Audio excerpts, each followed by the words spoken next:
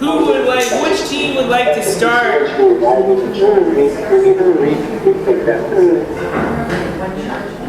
Yeah. Anything.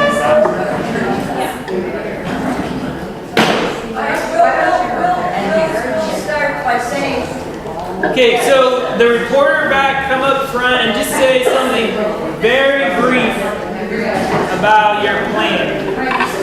This is sort of amusing in a way. We didn't have it, there's just me from my church, there's just Gail from her church. So we had a great conversation, and one of the things that we were able to talk about a little bit is, yes, we run into barriers, what kinds of barriers. When you think about problem solving also, we need to think in terms of barriers and solutions, and how you get past those supposed barriers. And sometimes I'm just making this up now, sometimes we manufacture them and sometimes they're real. We have to think about it. But we did talk about one issue that sort of, like I said, was sort of an elephant in the room that nobody's mentioning, and that is the issue of social class. Yes. Because number one, we make an assumption that's incorrect often, that immigrants, whether they're the folks from across the border, our southern border, or other immigrants, are either uneducated or lower socioeconomic class. That may or may not be true. And third, but it is true that's the social class issues in a congregation are often more divisive than race issues. So I just wanted to throw that out there as a cautionary tale. Good point. I think, as we think about creating more welcoming communities and congregations, certainly class consciousness needs to come into play. Who else would like to share? And just a very brief sort of highlight of your conversation. How about this table? Oh, up there. Oh, look, Tucson, go for it. Tosses adobe. We've got a really beginning of a plan here. There is a book that we're going to recommend that be read to by everyone in the congregation who's willing and interested, and we hope to have that done by Thanksgiving. And as people are reading them, the books, and perhaps up until Christmas time, we would hope to organize small group discussions. We have evening get-togethers that we call Dine with Nine. That something could be discussed there, perhaps organized in coffee hours, and possibly some storytelling having to do with our own experience with being marginalized could be discussed at the same time. There is a group in our church who are already reading the book, reading the Bible from the margins, and we could use them as kind of discussion leaders to help us. Then in January and February, we have a forum program, and we might try to get some speakers to support what we've been discussing. And we'd like one of those to be Randy Mayer. Randy, can you speak?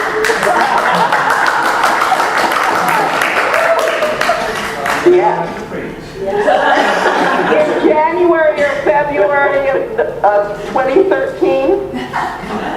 January? All right, you guys can work out details later. That's a good idea, though. He's a great resource, and he's right down the road from you, more or less. All right. Well, I'm going to cut you off there because those are really great ideas, but we don't have too much more time. That's a really good start. Nice work, Casas Adobes. Reading the Bible from the Margins is a book they're already working on from Miguel de la Torre. Who's the author of that? Miguel de la Torre. Oh, that's de la Torre. Yeah. All right. What about? Where should we go next? Brendan. What do you guys got? Okay. Who from your group is gonna report back? Gordon? Ken? Okay. All right, Brendan. gonna be short and sweet. Good. Okay. We are going to present to the Executive Council that we are collectively, not electively, can't even read my own writing, collectively committing to becoming an immigrant welcoming congregation and getting people involved in the different programs so that in 3 months when it is presented to the Executive Council, we'll have people behind us. Wow. So you guys are already moving quick. That's great. I mean, you've already done a lot of work on it, so great job. How about y'all? We're going to join First Church.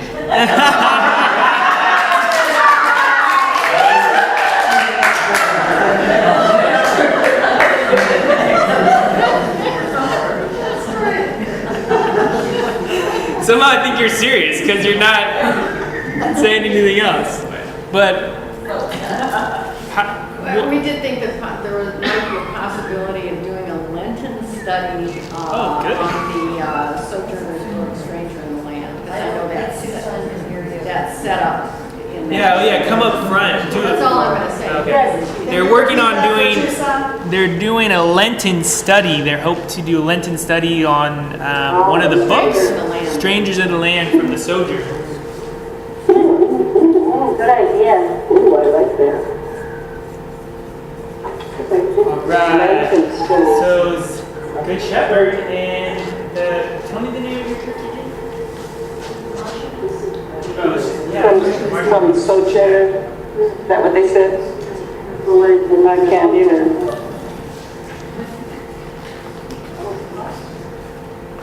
Hi.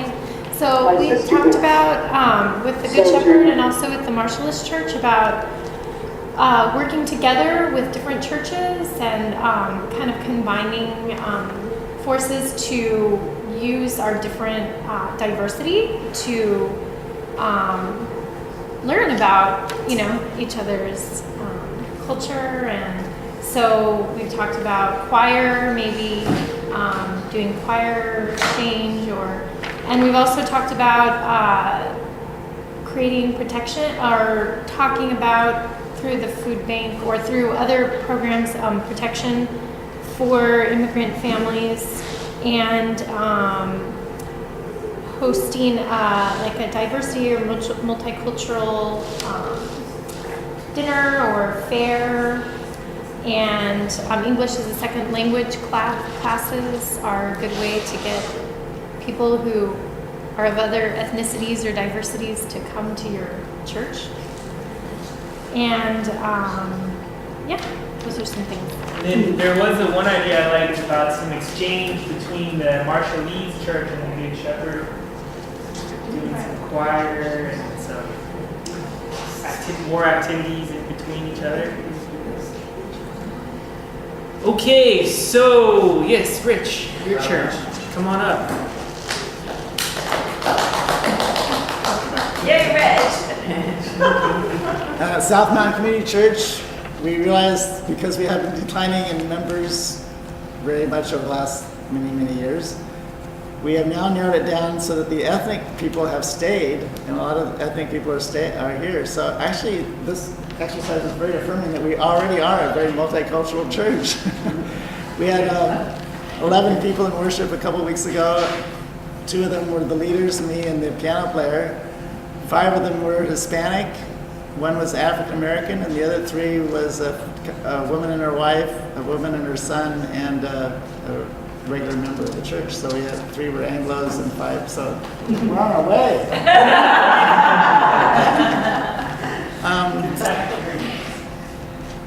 Thought about the book Strangers in the Land. Sounded like a good resource, and so we're gonna look into doing that.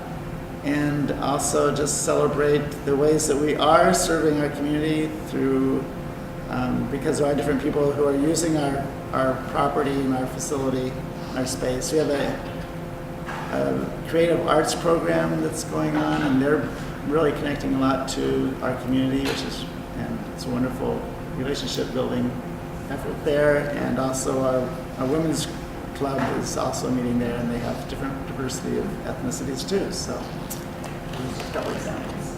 Great. So I think that's everybody. Is that right? All right. So I think there's some really good themes that came out of there. One of the things I noticed is that I think that there's a diversity of ideas, and I think that we can learn a lot from each other. So I'm passing around this list. If you could continue to pass it around, we'll use it as a listserv. And I'm also hoping to sign you up on the Interfaith Immigration listserv, which gives all the updates. If you do not want to be on that list, please note next to your name that you don't want to be on that listserv. I think most people sounded interested. Is that right? So we're going to want to be in conversation about each other's work plans or action plans. But really, that was just a start. As you probably could tell from your conversations, that this takes a lot more time, and you're going to want to be building your team to help you complete that action plan, right? And some of you had more people, like the first UCC, so that was kind of like the size of a good team already. And that's the type of thing you want to be moving towards. Don't work in isolation. All right, bring other people, have those one-to-ones with the people you want to get involved with, and help them, and together get together and write that action plan, and develop it more, and get buy-in from key leaders in your congregation. And then we also, I think, can benefit from being in the same conference, and develop some structure around the immigrant welcoming congregations within this conference. All right, and so what that structure looks like, we don't know yet, as we are making the road as we're walking it, but I think that's something we're going to need to move towards. Are there other closing thoughts or comments? And then we're going to do sort of one last closing activity. Any questions? Yes. I'll step here so Tucson can see me, but I won't stand in front of the camera because it'll break their camera. but anyway, the question came up, how do we differentiate between being an open and affirming church to these ethnic groups? How is that differentiated from just doing mission outreach? And doing rather than inviting them, are we just helping them? How do we cross that barrier? Well, I mean, my understanding of the immigrant welcoming congregation model is that there's a certain amount of flexibility to build it to what your congregation needs are, right? What your congregation's strategic plan is, what your mission goals are. Correct me if I'm wrong. I believe that the O&A process is similar, right? They're not all. There's a guideline, but then it shifts a little bit according with the congregation. Is that correct? So I think it would be similar to that, and so I think from my own perspective, I don't want to be so prescriptive to say that it has to be a certain way, because first of all, that's not in line with our polity either. So I think there needs to be the congregation has to take ownership of what immigrant welcoming congregation looks like for them. If I could speak a little bit to what that means for me. Do you want to go?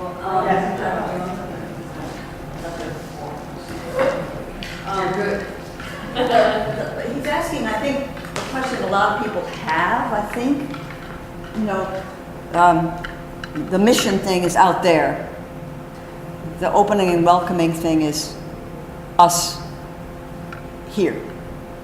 But it's a both and, but to me, what it means is walking the path with. It's like the O&A thing. It's I affirm you, I walk this path with you. I'm not just sending you money to do something over there. Does that make any sense to people? So to me, walking the journey with takes a different kind of commitment, and it's often more difficult, and it requires some soul searching about what each of us can do. Or what they're doing. I think that's a really good point in terms of, I think we are wanting to move beyond just direct service. We also don't want to disvalue that, because I think if we are doing the direct service work, then you're hoping that the relationships can be built and then that welcome can be made so that you can do, like you said, both and. So, but I do think you don't want to just stop, like, as you mentioned, at the mission piece. But there has to walk, as you said, keep walking that journey. So, did you have something to say? Well, I was just going to say, I think that if you do that, it reveals a whole other level of mutual need, and makes what one does in the mission area much more valuable, because it's what people have said directly that they need. So then that comes through dialogue. I can make lots of assumptions about what a group of people need, and probably I'm right 70 or 80% of the time, but I may not be right the other 20% that could make a particular difference. And that all has to happen in relationship with each other. It goes back to that word we talked about earlier, that relationship is so important. That's right. Just another way that people have kind of talked about this is that it really is accompaniment that what I go back to working with migrants in the desert. We go out in the desert and we work with migrants, and in many cases we save their lives. We have found people that are near death. The reality is, though, is that they've saved our lives. They have saved our lives from the destructive path that we've been on. And our lives have been transformed and will never be the same, and they'll be much richer because of those relationships.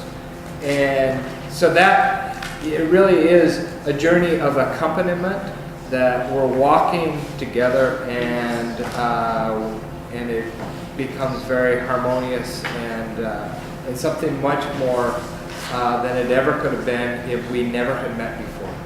And so that's a really important piece, that the accompaniment. And let's let this be the last comment, because we do have one closing little thing we're going to do. I just want to build on that, because at our table earlier with Brendan and others, they were talking about the importance of being willing to be changed yourself. And if we just go out and invite people to come in and say, we want you to be like us, that's one thing. But are we really willing to be changed and be transformed by others? And one experience I had this summer was I had a 5-day Spanish immersion. And it was set up so that there was a Spanish speaker who was teaching me Spanish. I would have an hour conversation with that person, then I would switch to another Spanish speaker and have another hour conversation. I had 5 hours a day of conversations with these people. And what that did was, one of the things that it did was, those people who were teaching us Spanish, they were the people who were teaching, and they were the authorities. They were the ones who knew what we didn't know and what we needed. And they were just so happy to be able to serve us and to help us grow in our language and to be the ones who are giving. And so until we're willing to receive the gifts that they have, that's the difference between welcoming and providing services. It's one of the main differences. Great. Well, thank you so much, everybody. I think this has been a really exciting meeting. I know afternoon energy is a little lower. We lost some people, but I think we've really built something, or began to build something as a conference and within our congregations. And so I want to do a quick little, hopefully it will just take about 5 minutes what we got left. And we might go a minute or two over. And if everybody could gather around in a circle, we might want to pull this table back so Tucson can be sort of at the center of this circle. And let's just do that right now, and then I'll give you the next instruction.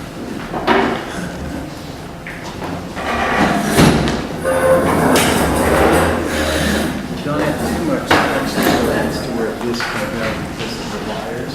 Yeah, be careful of the wires. Yeah. I thought you were saying. No. Just that.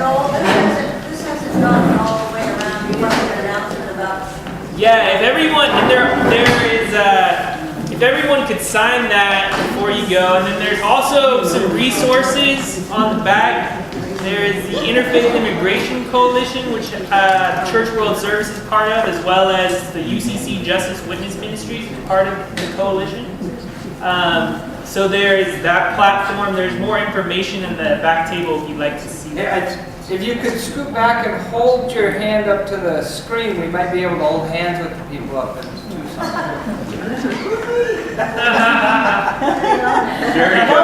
Nice. Complete the circle, please. Oh, it's gotta be somebody on camera then. Oh. We're not on camera here. So, what we'd like to do is just go around the circle and say one thing that you're leaving with from this training that you didn't come in with. It's one thing that you learned that you want to take out to the world, and in just a sentence or less, a phrase or a sentence. All right. So, who would like to start? Anybody could start, and then let's go to your left. Tucson, would you like to start? Did you hear the instructions? I'm taking with me the idea that all of us are marginal, have been marginalized one way or another, and we hope to find that in each other and then build from there. Nice. Elodie, you're next. Oh, you can't see me. Okay. Oh, we're not alone in this journey. Hi, my name's Noelle, and I'm taking away the fact that the Immigration Welcoming Church ties in with everything UCC does, whether it's justice, whether it's ministering to, other peoples that are not in our congregation. It just ties in with everything we do, with our outreach. Everything, in-reach, outreach. And I'm taking away that I have to express my own personal passion on this and use that as a means of communication. My name is Diane Seeley. I'm coming from Sun City. I'm glad to see that there are some young people who are really so excited about doing what I feel is important to do too. I'm Pam Clark. I'm also from Sun City, and I think that I need to look within my church to find supporters for my passion. I am John Dorhauer, and I learned once again that I am a proud immigrant myself, and that connects me with that beautiful passage in Scripture that we hear over and over. Be good to the alien among you, for you were once an alien yourself. Strange land. A stranger in a stranger. Well, I'm taking away with me a new passion for the Southwest Conference, and the fact that we can be leaders on this issue and make a difference. Yeah. I'm Gordon Strait from First UCC Phoenix, and it's striving to find that common bond with everybody and learning to continue to be of service to each other. And I guess purely from Brendan from First Congregational Phoenix, purely self-centered kind of perspective on all of this, but as the O&A movement really transformed and reinvigorated our churches, I really look forward to welcoming movement of our churches for the next generation. I'm Esther, and I'm taking away a lot of what Diane Rodriguez said, and that just when he said that by being an immigrant welcoming congregation or being involved in this, it's about, helping ourselves. I mean, that it's helping ourselves, not just, it's not about, it's not that helping others, we're helping ourselves, or we're helping, just, Randy, Mayor, and I guess I sense the solidarity of churches and people with the community that I have passion. I'm Robert Andrews from First Church, And I think one of the things that I'm taking away is I've been saying for 2 years now, we ought to really do this. But there's a difference between saying what should be done and actually getting up and doing it. And I've taken away that we need to actually act on what we believe. I'm Debbie from First Congregational Church, Phoenix. And again, I see another way where I can be part of walking the UCC talk of no matter who you are, where you are in life's journey, you're welcome here. I am Morna, and I'm from the Marshall Hills congregation, and I'm happy that I was here today to learn more about immigration, and we're proud to be part of it, and hopefully get our church to be involved more with whatever's going on with immigration issues. I'm Penny from the Shepherd Salita, and I am struck once again by the power of the idea of walking alongside our immigrant brothers and sisters, and they are walking alongside of me, as well as our refugee brothers and sisters. I'm Cynthia from First Phoenix, and one of the things I'm taking away is that we don't have to do it alone. We have a good, strong group of people who want to work on this together, and I thank you all. Eileen from First Congregational Phoenix, and same thing. Each one of us have passion and interest in this one area so much, more than just one person.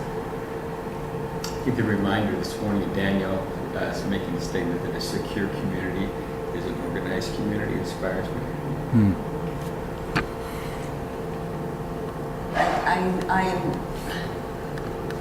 trying to sort this out because I'm aware of the passion that I feel that's energized by groups of people that share common passion. And sometimes I felt like a real immigrant to Arizona, and an illegal one too.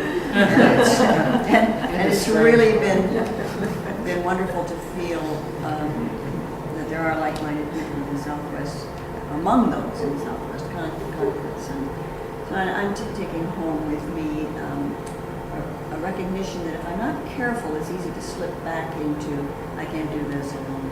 I don't have the energy to do, but I know that I need to keep reminding myself that there are now ideas, there are ways to proceed.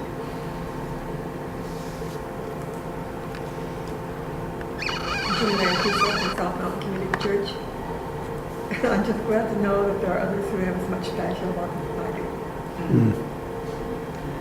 I'm Rich Dorr Peacock from South Mountain Community Church, and I am struck by the leadership of this conference. I've known a lot of you, or I've met a lot of you, and but to see us kind of all together and to hear the presentations and the dialogue today has been really powerful for me. And Noel, I'm again convinced of your leadership and your abilities in this area, and thank you so much for being with us. That's very right. I'm Gail Bird from Tempe Church, First Church. I think what strikes me, it makes me proud to be an Arizonan today, whereas a lot of times now in the news and when I talk to friends and family, I'm not so proud to be an Arizonan always. And so I want to thank you because you brought my faith back to being an Arizona. And we can do something. We don't have to sit and let other people do it to us. My name is Betty, and the thing that I'm taking away today is what a blessing, what blessings we have received from immigrants that we know and that we haven't met yet.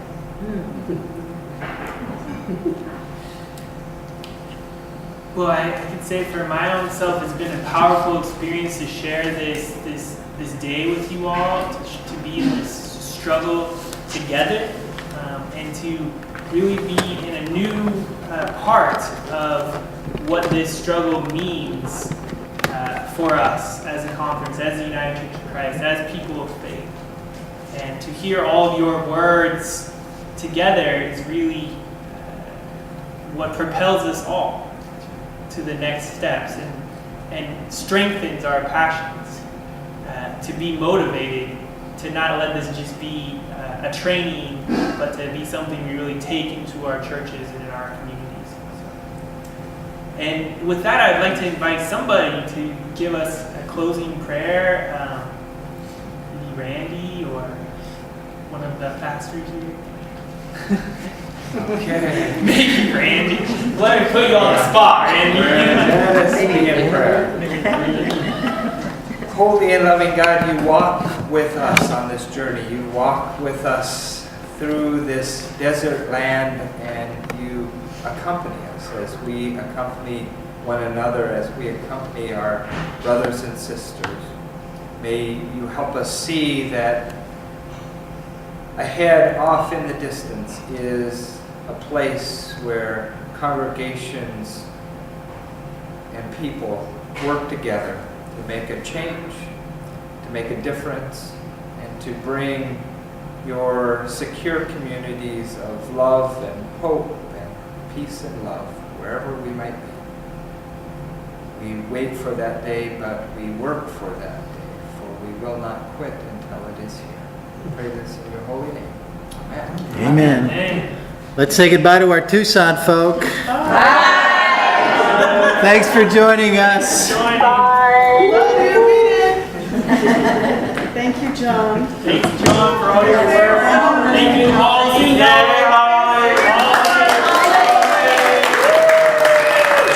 Holly has an announcement. Payback. If there's 3 or 4 of you that could stay and kind of help me get organized a little bit for tomorrow, maybe 15 minutes. We need to put the round tables away, get square tables out. Don't put the chairs up. We'll circle those around, empty the garbage. Just a few extra little things. Save me time tomorrow. Plastic and aluminum. The blue can is for recycling. Anything that can be recycled, let it go in there. The other is trash. And where'd Lori go? She's Really sick. not feeling well. So she stayed as long as